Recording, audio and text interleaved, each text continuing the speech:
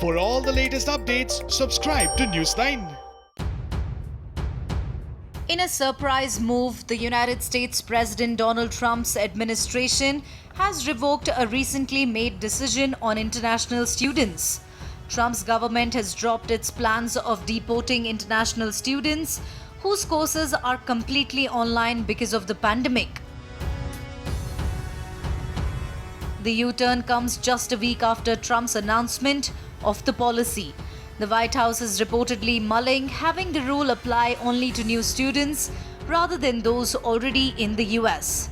United States Immigration and Customs Enforcement announced the decision after a court hearing.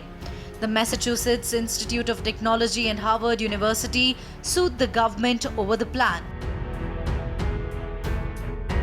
The agreement reinstates a March ruling that says all international students can take up online classes and legally reside in the US.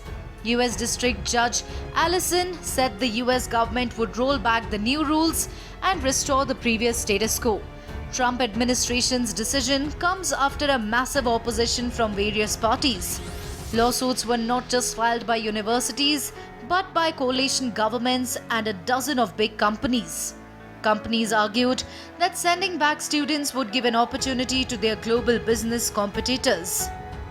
The universities argued the measure was unlawful and would adversely affect their academic institutions. The true motivation has nothing to do with ensuring that students engage in a full course of study or with protecting the integrity of the students' visa program. Instead, its purpose is to encourage schools to reopen. California Attorney General filed a separate lawsuit against Trump's decision on deporting international students.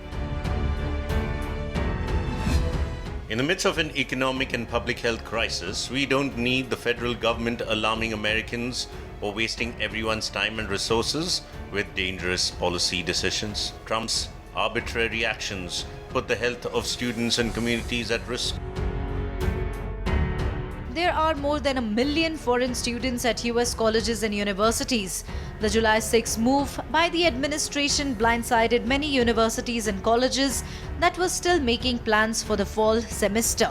Foreign students were told last week that they would not be allowed to stay in US in autumn until they switched to at least one in-person course.